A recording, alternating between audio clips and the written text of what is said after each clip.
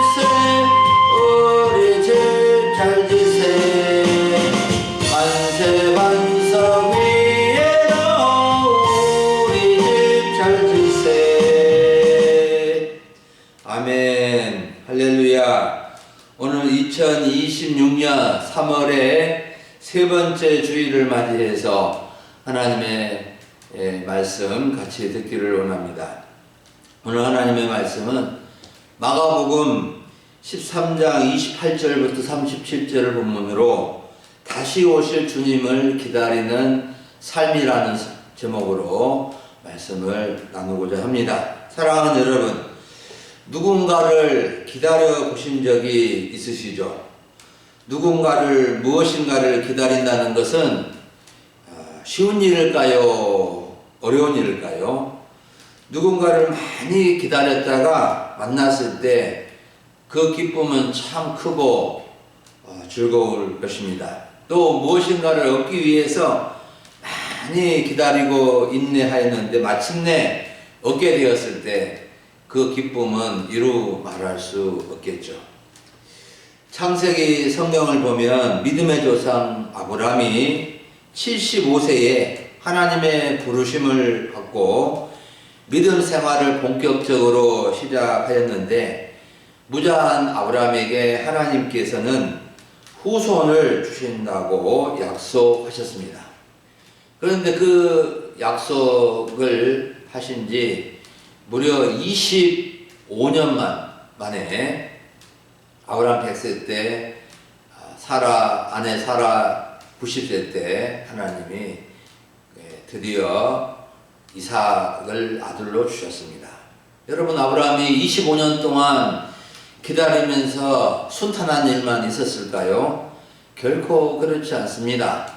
하나님의 약속의 말씀이 주어졌지만 그 약속의 말씀을 기다리면서 아들을 주실 하나님을 기다리면서 아브라함이 살았는데 참으로 위기가 어려움이 몇 번이나 찾아왔습니다. 그래서 아브라함은 이제 가나안 땅에 정착한 지 몇 년 되지 않아서 자녀를 낳을 수 없다는 생각이 엄습해 왔는지 자신의 상속자는 자기 집에서 길러온 엘리에셀입니다 라고 선언을 해버립니다. 그리고 두 번째 위기는 아브라함이 하나님이 약속하신 한 10년 정도 되었을 때 그래도 아무런 소식이 없자 아브라함은 더 기다리지 못하고 아내 사라의 여종을 통해서 이스마엘을 낳아버립니다. 그리고 99세가 되었을 때 이제 하나님이 주시려고 이제 마음 먹고 있을 때에 아브라함은 하나님께서 이제 내년에 아들을 주실 것이다 이렇게 말씀을 하시니까 아브라함은 뭐라고 말했냐면은 하나님 이스마엘이나 하나님 앞에 살면 좋겠습니다 이렇게 할 정도로 아브라함은 하나님의 약속을 기다리는데 많은 어려움을 겪었습니다. 여러분, 우리가 주님의 말씀을 붙잡고 기다리며 그 약속이 이루어질 때를 기다리며 살아가는 것이 믿음인데 결코 쉬운 일은 아닙니다. 오늘 말씀은 십자가에서 우리를 구원하시기 위해서 죽으시고 3일 만에 부활하시고 승천하신 예수님이 살아 생전에 다시 오신다고 약속해 주시면서 자신을 기다리며 살아야 한다는 것을 가르쳐 주시는 내용입니다. 종말에 다시 오실 주님을 기다리는 성도들에게 우리 예수님께서는 이 말씀을 해주셨는데 우리가 오늘 이 주님이 가르쳐 주신 말씀을 잘 깨닫고 다시 오실 주님을 기다리면서 우리가 이 세상에서 믿음으로 승리하며 살아야 되겠습니다. 오늘 말씀에서 첫 번째로 예수님은 무화과 나무에 비유해서 배워라 하시면서 자신의 다시 오실 때를 이렇게 알려주셨습니다. 28절과 29절을 보면 우리 예수님은 무화과 나무 비유를 배우라고 하시면서 무화과 나무 때를 통해서 인자의 재림의 때를 가르쳐 주신 것입니다. 무화과 나무는 그 가지가 이렇게 연하여 지고 잎사귀를 내면 여름이 가까운 줄 누구나 알 수 있는 것처럼 너희가 이런 일이 일어나는 것을 보면 인자가 가까이 곧 문 앞에 이른 줄을 알라고 말씀해 주셨습니다.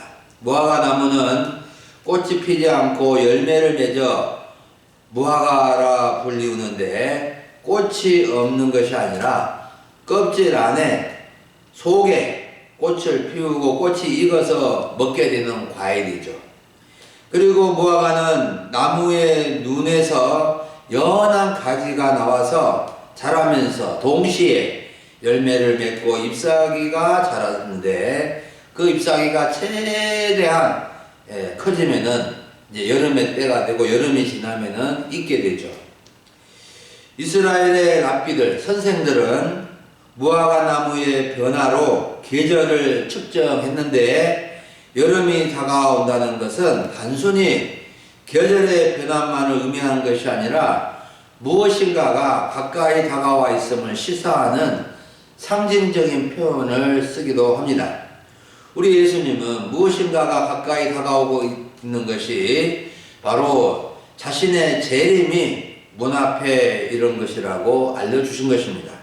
여러분, 그러면 이런 일이 일어나는 것이 무엇을 가리키느냐가 참 중요한 문제인데, 예수님의 재림의 때를 알려주는 그 징조가 무엇일까요? 13장 4절에서 보면 예수님이 제자들에게 장차 예루살렘 성전이 돌 하나도 돌 위에 남지 않고 다 무너지고 진다고 말씀해 주시자 베드로와 야고보와 요한과 안드레 이 네 제자가 예수님께 이렇게 물었습니다. 우리에게 이르소서 어느 때에 이런 일이 있겠사오며 이 모든 일이 이루어지려 할 때에 무슨 징조가 있사오리까? 제자들은 언제 이런 일이 있으며 이런 일이 이루어질 때 무슨 징조가 있습니까? 라고 물었는데 예수님은 5절부터 23절까지 대답해 주셨습니다. 예수님께서 대답해 주신 말씀은 종말의 징조, 재림의 징조가 여러 가지입니다. 거짓 교사와 이단들의 미혹과 전쟁의 소문과 민족 전쟁과 기근과 기독교 박해와 세계의 복음 전파되는 것과 예수님 때문에 가족 불화가 일어나고 대환란이 있고 적그리스도가 출현하고 거짓 그리스도들, 거짓 선지자들이 활발하게 활동하고 하늘에 대이변이 일어나는 등 여러 가지 징조들이 있다고 주님은 말씀해 주신 것입니다. 여러분, 우리가 무화과 나무에 비유해서 배워야 할 핵심은 가지가 연하여지고 잎사귀를 내면 여름이 가까운 줄 알듯이 지금 일어나고 있는 종말의 여러 징조들을 보면서 예수님의 재림이 가까이 왔다는 것을 우리가 깨달아야 한다는 것입니다. 통일교와 신천지가 엄청나게 커져서 나라를 혼란케 할 정도가 된 것이나 세계 전쟁이 계속되고 있는 것이나 또 기근이나 기독교 박해나 세계 모든 나라에 복음이 전파되는 것이나 이런 것들은 예수님의 재림이 가까울 때 나타나는 현상이라는 것을 우리는 알아야 합니다. 우리는 예수님의 재림이 가까운 줄 알고 다시 오마 약속하신 예수님께서 다시 오실 것을 확신하고 기다리며 이 땅을 살아가야 합니다. 우리 주님은 문 앞에 이제 몇 발자국만 옮기면 도달할 수 있는 가까이 오신 줄을 생각하고 기다려야 합니다. 주님을 기다리지 않고 살면 다시 오실 주님을 만날 수도 없게 될 것입니다. 우리 금의 소망교회 성도님들은 다시 오실 주님을 만나지 못할 분이 한 분도 없으시기를 바랍니다. 아멘. 두 번째로 우리 주님께서 말씀해 주시는 재림을 기다리는 성도의 삶은 그 날과 그 때는 오직 하나님 아버지만 아신다는 겁니다. 예수님은 제자들과 우리들에게 재림의 날과 때에 대해서 30절부터 32절에서 분명하게 말씀을 해 주십니다. 예수님은 이 세대가 지나가기 전에 이런 일이 다 일어난다고 하시면서 천지는 없어지겠지만 자신의 말은 없어지지 아니한다고 확신 있게 말씀해 주셨습니다. 여기서 이 일은 예수님께서 말씀하신 일로서 종말에 있게 된 모든 재난과 환난과 재림까지 있게 되는 모든 일들을 가르칩니다. 그러나 그 날과 그때는 아무도 모르는데 하늘에 있는 천사들도 모르고 아들도 모르고 오직 아버지만 아신다고 가르쳐 주신 것입니다. 여러분, 예수님은 그날과 그때, 즉 재림의 딸과 재림의 날, 다시 오실 날에 대해서 말씀하시면서 전체적인 시기는 알려주시면서 구체적인 날, 바로 그때는 누구도 알 수 없고 오직 하나님 아버지만 알고 계신다고 못 박아 말씀해 주신 것을 우리는 잘 이해하고 기억해야 합니다. 세상에 우리 예수님은 천지는 없어지겠지만 자신의 말은 결코 없어지지 않고 말한 대로 이루어질 것이라고 말씀해 주신 것입니다. 여기서 우리가 주목해야 할 점이 두 가지인데, 하나는 이 세대가 지나가기 전에 다 일어난다는 것이고, 다른 하나는 그 날과 그때는 천사들도 모르고 아들도 모르고 오직 아버지만 아신다는 겁니다. 먼저 이 세대가 지나가기 전에 일어난다는 말씀이 중요한데, 이 세대는 1차적으로는 그 시대로 예수님 시대 당시의 사람들이 살던 시대를 가리키는데, 최종적으로는 종말 시대라고 볼 수 있습니다. 왜냐하면 예수님이 말씀하신 것들이 예수님 시대 당시 세대의 대부분 일어났고, 또 장차 세대와 종말의 때도 그런 일들이 계속 일어나기 때문입니다. 성경에서 말하는 종말은 세상의 마지막 때만을 가리키는 것이 아니고 예수님의 초림, 예수님의 탄생부터 예수님의 재림, 다시 오실 때까지 넓은 종말의 세대를 의미합니다. 그리고 그 날과 그때는 재림의 날과 때를 말한 것인데, 오직 아버지만 아신다는 것은 성부 하나님의 절대 권한에 속한 문제라는 겁니다. 어찌 성부와 성자와 성령이 하나이신데 성자와 성령이 모를 수 있을까 의문을 가진 사람도 있을 수 있지만, 성자 예수님은 성부의 계획과 권한을 존중하셨고 성자로서 자신의 역할에 충실하신 것입니다. 재림의 시기를 작정하신 일은 성부에게 속한 것이고, 성자 예수님은 그날에 재림하셔서 세상을 심판하시고 성부의 계획을 완성시키시는 일을 하시는 겁니다. 그래서 예수님은 그날과 그때는 아버지만 아실 일이고 천사와 아들은 모른다고 하신 것입니다. 그런데 거짓 교사들과 이단들은 그날과 그때를 안다고 하면서 몇 년 며칠에 오신다고 주장을 하고 하는 것은 잘못된 주장인 것입니다. 재림의 시기를 아는 체 하는 사람들은 예수님의 가르침을 무시하고 예수님의 말씀을 왜곡하는 아주 악독한 죄인들인 것입니다. 우리는 재림의 사실을 확실히 알고 있으나 그 날은 확실히 알지 못한다고 말할 수 있어야 합니다. 나는 모른다. 모르는 것은 모르고 아는 것은 안다라고 할 수 있어야 하는 것입니다. 마치 사람이 죽음의 사실을 알면서도 죽는 날은 아무도 알지 못하는 것입니다. 여러분, 우리는 재림의 날과 때는 하나님 아버지께서 정하시고 알고 계심을 믿고 오직 예수님께서 가르쳐 주신 대로 알고 믿고 살아가야 할 것입니다. 우리는 하늘에서 하나님 보좌 우편에 앉아 계시다가 다시 오실 주님을 기다리며 주님 만날 때를 소망하면서 힘들고 어려운 이 세상을 믿음으로 인내하고 소망하면서 인내하고 살아갈 수 있어야 하겠습니다. 마지막 세 번째로 주님이 말씀하신 것은 주의하고 항상 깨어 기다리라는 말씀입니다. 우리 예수님은 33절부터 37절에서 그날과 그때는 아무도 모르고 아버지만 아시기에 주의하고 깨어 기다리라고 가르쳐 주고 계십니다. 예수님은 이 짧은 본문에서 무려 깨어 있으라는 말을 4번이나 사용하셨습니다. 33절에서 주의하라 깨어 있으라, 34절에서도 깨어 있으라, 35절에서도 깨어 있으라, 37절에서도 깨어 있으라 라고 하셨습니다. 33절을 좀 더 살펴보면은 주의하고 깨어 있으라. 그때가 언제인지 알지 못함이라. 언제 오실는지 알지 못하기 때문에 주의하여 깨어 있어야 한다는 것입니다.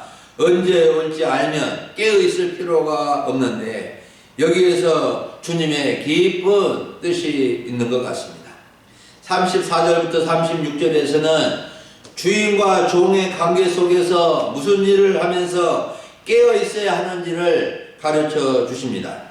34절에 어떤 사람이 집을 떠나 타국으로 가면서 그 종들에게 권한을 주어 각각 사물을 맡기며 문지기에게 깨어 있으라고 명한 바 같다 그랬습니다.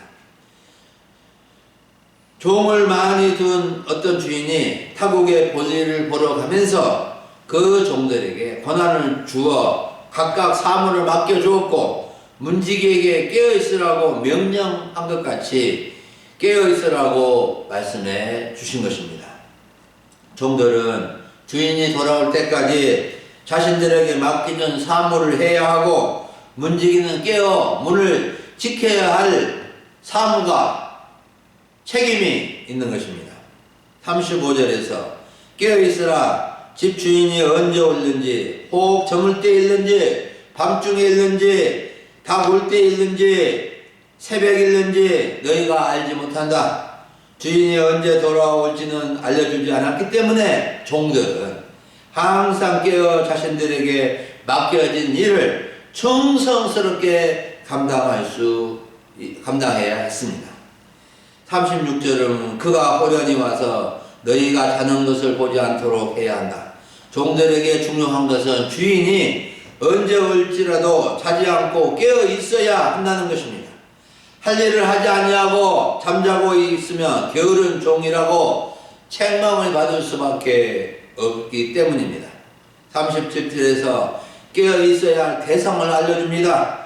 예수님은 깨어 있으라는 말씀을 통해서 제자들만 깨어있고 직분자들만 깨어있고 교회 리더들만 깨어있는 것이 아니라 내가 너희에게 하는 이 말은 모든 사람에게 하는 말이다 하심으로 모든 사람이 깨어있어야 한다는 것을 말씀해 주셨습니다. 여러분, 그러면 주의하며 깨어있으라는 말씀이 어떤 의미일까요? 밤낮 잠도 자지 말고 눈 뜨고 있으라는 말씀일까요? 예수님이 재림할 때까지 잠도 자지 않고 뜬 눈으로 있으라는 말씀일까요? 결코 그런 뜻은 아닙니다. 주의하며 깨어있으라는 말씀은 다시 오실 주님을 기다리라는 것입니다. 재림하실 주님을 잊어버리지 말고 반드시 다시 오신다는 약속하신 주님을 기다리며 이제나 저제나 살라는 뜻입니다.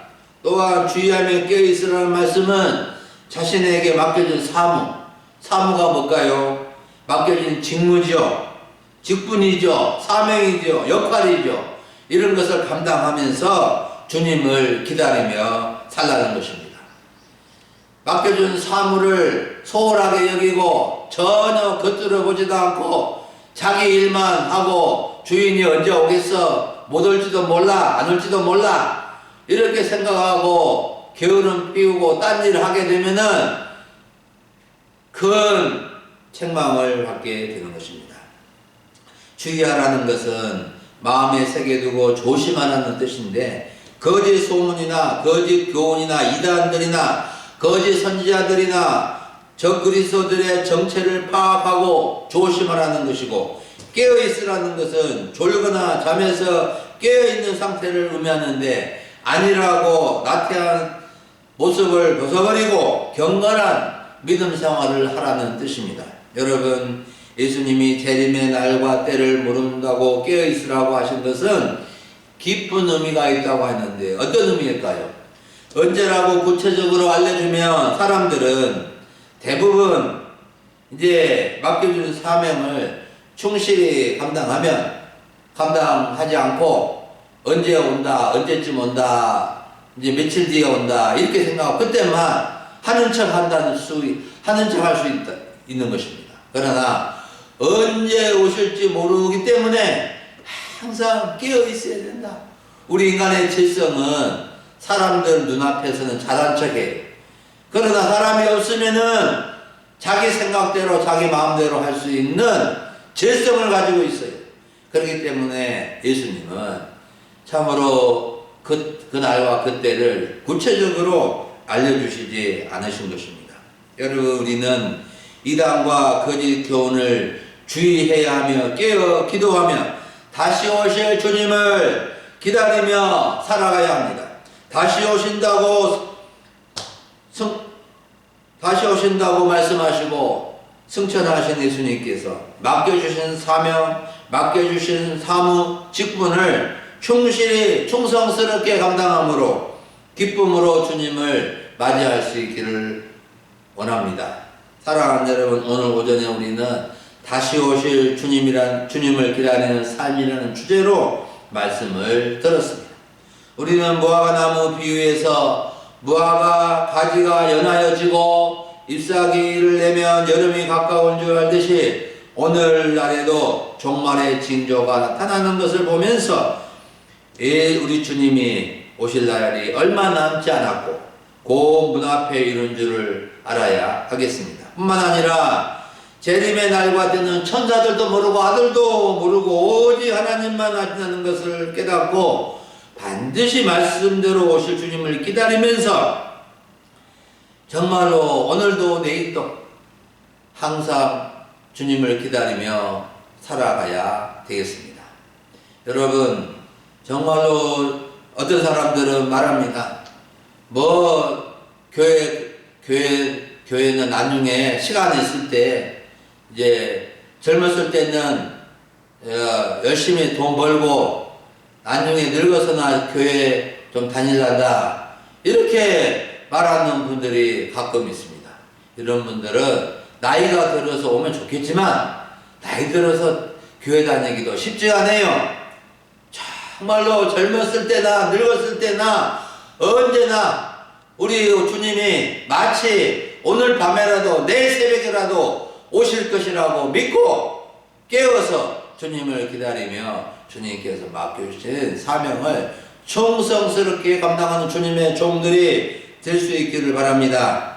뿐만 아니라 주의하여 이단과 거짓 교사들과 선지자들, 사꾼 목회자들, 적그리스도들을 분별하며 깨어 기도함으로 맡겨진 사명을 잘 감당하여 하나님께 영광을 올려드리고 또 영원한 천국을 데려갈 주님을 기다리면서 우리가 날마다 매주간마다 충성을 다하는 주의 백성들, 주님의 종들 될 수 있기를 간절히 바랍니다. 기도하겠습니다. 하나님 아버지 감사합니다. 오늘 3월의 세 번째 주일을 맞이하여 주 앞에 예배하며 주의 말씀을 통하여 다시 오실 주님을 어떻게 기다리며 살아가야 하는지를 가르쳐 주시니 감사를 드립니다. 주님, 저희에게 무화과 나무에 비유해서 참으로 여름의 때를 알듯이 우리 주님 지금 재림의 징조, 종말의 징조가 많이 일어나고 있는 것은